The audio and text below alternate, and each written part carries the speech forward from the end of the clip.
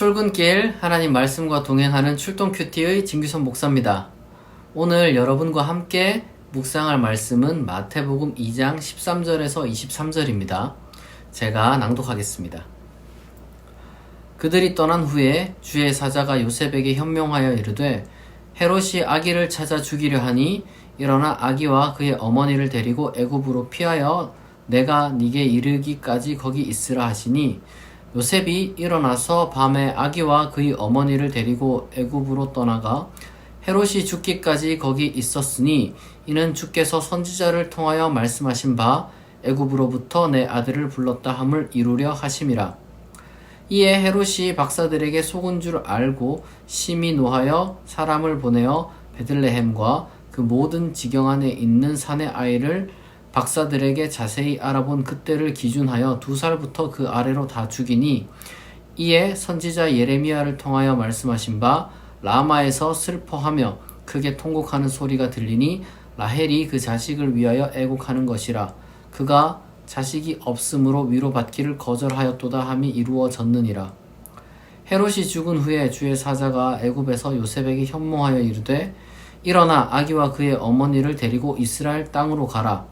아기의 목숨을 찾던 자들이 죽었느니라 하시니 요셉이 일어나 아기와 그의 어머니를 데리고 이스라엘 땅으로 들어가니라. 그러나 아칼라오가 그의 아버지 헤롯을 이어 유대의 임금됨을 듣고 거기로 가기를 무서워하더니 꿈에 지시하심을 받아 갈릴리 지방으로 떠나가 나사렛이란 동네에 가서 사니 이는 선지자로 하신 말씀에 나사렛 사람이라 칭하리라 하심을 이루려 함이러라. 아멘. 오늘 내용은 헤롯이 영아 살해를 지시하고 그리고 그 지시를 꿈에 이렇게 이제 듣고 이제 도망가는 그러한 내용을 담고 있습니다. 실질적으로 헤롯이 정말로 이러한 영아 살해를 명령했다는 증거는 따로 있진 않습니다. 헤롯에 관한 직접적인 기록들이 있는데 그의 어떤 그 면모들을 기록할 때 적어도 이러한 명령을 내린 것으로 보이는 그런 기록은 없습니다. 그렇다고 해서 이 헤롯이라는 사람이 과연 이런 일을 저지르지 않았을까라고 생각해 보면은 충분히 가능성이 있어요. 무슨 말이냐면 그 헤롯에 대한 그 역사적 기록물들을 보면 헤롯은 충분히 이런 상황에서 저런 명령을 내려도 이상하지 않은 그런 인물이라는 거죠. 헤롯이라는 사람이 얼마나 잔인했냐 그러면 제가 다 얘기는 할 수는 없지만 자기 왕권을 지키기 위해서, 그러니까 일종의 이제 그 경쟁 상대로 여겨질 수 있는 자기 아들들도 죽인 사람이 바로 이 헤롯 대왕입니다. 그리고 말년에는 이 BC 4년, 그러니까 우리가 통상적으로 예수님이 태어났다고 여겨지는 이 BC 4년 즈음에 헤롯이 이제 말년에는 편집증 증세를 좀 보여가지고 굉장히 이제 히스테리를 부리고 심할 경우에는 어떤 그 군대의 지도자 300명을 한꺼번에 처형한 적도 있다고 합니다. 그러니까 이제 굉장히 잔인하고 또한 이제 포악했던 그러한 인물이었다는 것을 우리가 알 수 있습니다. 중요한 것은 이 내용은 이런 헤롯의 이제 인격에 기인한 것이기도 하고 동시에 두 가지 또한 이야기를 담고 있어요. 하나는 이게 출애굽기의 그 이제 모세의 어떤 그 모티브를 지금 가져와서 모세와 같은 그런 큰 인물이 지금 될 것이라는, 그러니까 모세보다 큰 인물이 될 것이라는 것을 암시하는 장면이기도 합니다. 실제로 마태복음 전체는 모세보다 위대한 존재로서의 예수님의 모습을 그려내기 위해서 많은 그런 노력을 합니다. 또한 동시에 한편으로는 이 나사렛에 가서 살았다는 이야기가 있어요. 실제로 예수님의 출신은 나사렛입니다. 어느 그 전승을 보더라도 예수님의 출신이 나사렛이라는 것은 부인할 수가 없는, 그리고 또한 명백한 아마 이제 그 역사적 어떤 사실로서 우리가 이제 받아들이고 있는 것 중에 하나입니다. 나사렛이라는 동네가 굉장히 보잘것없는 정말 작은 마을이거든요. 고고학으로도 발견된 지가 얼마 되지 않았을 정도로 되게 작은 마을이었습니다. 옛날에는 아예 나사렛이라는 동네가 없다고 생각했어요. 그런데 이 나사렛이라는 동네에 왜 이렇게 예수님이 계셨느냐? 본래는 뭐 베들레헴이라든지 뭐 아니면 예루살렘이라든지 뭐 이런 곳에 있어야 되는데 왜 나사렛이라는 곳에서 예수님이 자라났느냐? 그 초라한 동네, 그 보잘것없는 동네에 쉽게 말해서 나사렛에서 뭐 선한 게 나겠느냐? 라고 말할 정도로 그 초라한 출신, 그 출신으로 가게 된 그 경위에 대해서 지금 이 마태복음 저자가 우리에게 이제 들려주고 있는 겁니다. 그러니까 여러 가지 많은 이야기들이 복합적으로 이 짧은 본문에 다 담겨 있죠. 중요한 것은 우리가 여기서 알아야 되는 건 첫 번째로는 이 비극, 이 어떤 영화 사례라든지 아니면은 원튼 원치 않든 어떤 자기의 본래 태어난 고향을 떠나서 이제 좀 불행하게 이제 뭐랄까 일종의 난민 신세 같은 거죠. 우리도 뭐 전쟁 때 이제 많은 사람들이 이제 난민으로서 가족들이 이동하죠. 꼭 난민 아니더라도 굉장히 어떤 그 죽음의 위협이 있으면은 그런 식으로 이제 피신을 할 수밖에 없는 그런 상황이 있습니다. 굉장히 이제 극단적인 상황이에요. 그러한 이 비극이 도대체 왜 생겨나느냐? 사실 우리는 그 원인을 본문을 통해서 정확하게 봅니다. 이게 다 죄 때문에 그래요. 인간의 죄 때문에 이러한 비극이 일어난다는 사실 우리는 정말 명확하게 보고 있습니다. 그래서 이 인간이 죄를 얼마나 진지하게 다뤄야 되는지 우리는 본문을 통해서 알 수가 있는 거예요. 예수님이 이 땅에 왜 오셨다고 하셨습니까? 죄에서 우리를 구원하기 위해서 오셨다고 했잖아요. 그러니까 이 죄라는 문제를 피상적으로 아니면은 그냥 뭐랄까 우리 일상에서 별로 그렇게 가깝지 않은 것으로 여겨서는 안 됩니다. 죄는 인간의 가장 중요한 심각한 문제가 바로 이 죄라는 거예요.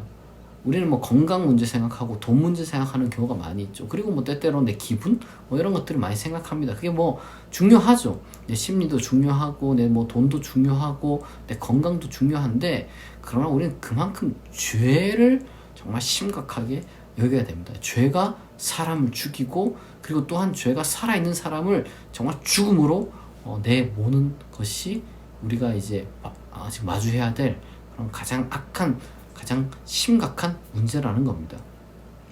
우리는 어쨌거나 살아 있습니다. 예수님도 살아 있습니다. 그때 그 어떤 그 위협 가운데서도 그 죄의 그 세력 가운데서도 하나님께서 보호해 주셨습니다. 하나님은 우리가 어떤 방식으로 이제 세상을 통치하는지 우리가 하나님에 대해서 사실은 다 알 수는 없어요. 하나님의 통치 방식을 우리는 다 이해할 수 없습니다. 다만 우리가 그거를 기억해야 돼요. 이 현존하는 그 지금 이 인간의 죄로 인한 그 불의라든지 어떤 그 고난이라든지 이런 것들을 우리가 마주하면서 곧바로 하나님은 그러니까 존재하지 않는다. 혹은 하나님은 무능하다. 혹은 하나님은 뭐 불의하다. 뭐 이런 식으로 우리가 이렇게 결론을 도약할 필요는 전혀 없습니다. 우리의 신앙이라는 것은 그러한 상황 가운데서도 오히려 더욱더 하나님의 존재, 하나님의 전능, 그리고 하나님의 선하심을 우리는 붙들고 믿고 그리고 또한 부르짖을 수 있어야 되는 겁니다. 우리는 또한 그 하나님의 보호를 받고 있습니다. 그리고 이제 하나님의 보호를 받고 있는 우리는 이 죄와 싸워야 하는 또한 사명을 갖고 있습니다.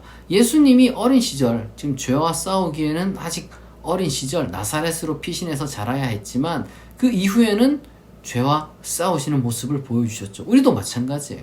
우리도 아직까지는 뭐 어리거나 그런 사람들은 보호를 해야 됩니다. 우리가 이제 많은 사람들이 이 죄로 인해서 괴로워하고 있어요. 그런 사람들 우리가 보호하기 위해서 애를 써야 됩니다. 우리가 힘이 정말 미약하지만 그래도 우리가 힘을 합쳐서 최선을 다해서 이 죄의 세력으로부터 우리가 보호해야 될 소중한 생명들을 우리가 지켜내야 됩니다. 그리고 또한 우리가 죄와 싸워야 됩니다. 우리가 뭐랄까 이 죄와 싸운다는 건 두 가지 의미가 있는데 첫 번째로는 이 기독교인들이 이제 하나만 생각하는 경우가 있는데 이제 내가 죄인이 되지 말아야지 요렇게만 생각을 해요. 물론 이게 너무 중요하죠. 우리는 헤롯 같은 죄인이 되어서는 안 됩니다. 우리는 절대로 내 자신을 위해서 타인을 공격하는 그러한 죄에 빠져서는 안 돼요. 그게 이제 죄의 유혹이라는 겁니다. 그러나 동시에 우리는 또한 죄의 세력과도 싸워야 돼요. 우리가 이 죄의 유혹과 싸울 뿐만 아니라 죄의 세력과도 맞서 싸워야 됩니다. 동시에 우리가 또한 연약할 때는 그러한 죄의 그 폭력으로부터 또한 하나님께서 구원해 주실 것을 우리가 늘 기도해야 됩니다. 우리가 그래서 항상 기도할 때 어떻게 기도해야 되냐? 그럼 예수님이 가르쳐 주신 기도가 뭡니까? 유혹에 우리가 이제 빠지지 않고 그 다음에 악에서부터 또한 도움을, 구함을, 구출을 우리가 받아야 되는 거예요. 우리가 이 헤롯과 같은 그런 사람들, 그리고 또한 뭐랄까 이런 부정한, 그런 좀 불의한 그러한 어떤 그 사건 사고들을 우리가 목격합니다. 그러나 이 마태복음에 보여주는 것처럼 바로 그런 상황에서도 하나님이 살아계시고 하나님이 보호하고 인도하고 계신다는 그 사실 자체는 전혀 부정되지 않는다는 걸 우리가 기억해야 됩니다. 이 죄의 희생자들은 하나님께서 하나님의 방식으로 책임지시고 돌보실 것이라는 우리는 그 믿음을 갖고 있습니다. 반드시 그렇게 믿어야 되는 거죠. 우리의 하나님은 죄의 희생자들을 결코 그냥 버려두지 않습니다. 그 죄의 희생자들에 대한 하나님이 어떤 그 책임과 그리고 좀 그 뭐랄까 어떤 그 돌봄을 분명히 하나님께서 그 의무를 다 하실 겁니다. 하나님으로서의 의무를 하나님은 다 하실 거예요. 그리고 또한 동시에 그렇기 때문에 우리는 하나님의 어떤 그 존재와 하나님의 전능과 하나님의 선하심을 우리가 의심하기보다는 항상 그것을 붙들고 요청하며 우리가 죄인이 되지 않도록, 그리고 죄로부터 또 하나님의 어떤 그 능력으로 건짐받도록, 그리고 또한 나중에는 우리가 굳게 서서 이 죄와 싸우는 사람이 되어야 할 것입니다. 같이 기도하겠습니다. 하나님 아버지, 오늘 마태복음 2장 말씀을 통하여서 우리가 하나님에 대해서 그리고 헤롯과 예수님에 대해서 우리가 묵상하였습니다. 하나님, 어떠한 불의의 순간 가운데서도 우리가 하나님에 대한 믿음을 잃지 않게 도와주옵소서. 그리고 또한 하나님, 매일매일 우리를 악으로부터 그리고 죄로부터 구하여 주시고 우리가 죄의 유혹에도 빠지지 않게 하시고 악한 자의 그 폭력에 우리가 휘말리지 않도록 하나님께서 우리를 건져주시며 무엇보다도 우리가 강해져서 죄와 싸울 수 있는 자가 되게 하여 주옵소서.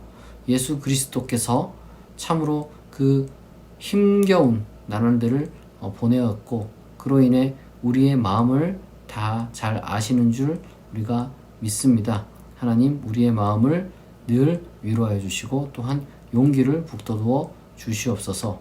오늘 하루도 우리와 함께 하시고 우리에게 피할 길을 내시고 우리를 보호하시는 줄 믿사오며 감사드리며 예수 그리스도의 이름으로 기도합니다. 아멘. 여러분, 오늘 주일입니다. 그리고 또한 설날이기도 하죠. 여러분 다시 한번 새해 복 많이 받으시고요. 가족들과 평안한 시간 되시길 바랍니다.